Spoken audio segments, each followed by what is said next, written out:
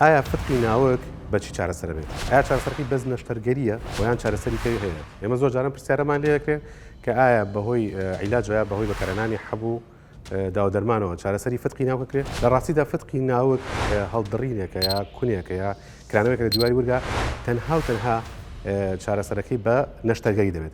نەشتەرگەریەکە چەند جۆرێک هەیە لەم ڕۆژگارەدا. نەشتەرگەری هەیە بە نازور ئەنجام دەدرێت، ئەوە پێشکەوتوی ڕێگەی لە ڕێگەی چەند کونێک نەشتەرگەری دەکرێت. نەشتەرگەریش هەر بە ڕێگەی کرانەوە لە ڕێگە کلاسیکەکەیە لە ڕێگەی خەتێکەوە دەکرێتە سەر ناوک یا لە ژێر ناوکەوە ئەم نەشتەرگەریش دەبێت. هەندێک لە ئافرەتان بەتایبەتی کە لە ئافرەتاندا ڕێژەی فتقی ناوک زیاترە ئارەزوو دەکەن لەگەڵ نەشتەرگەری فتقی ناوکەکەدا نەشتەرگەریکە ئەنجام دەن.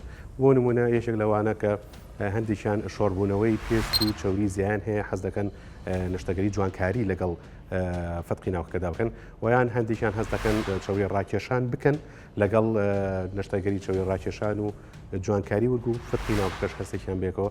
بێگومان ئەم نەشتەرگەریانە بەیەکەوە ئەنجام ئەتوانین بدەین و ئەنجام بدرێت بە تایبەتی ئەگەر بێت و فتقی ناوکەی زۆر گەورە نەبێت. سمارت وەرچەرخانە.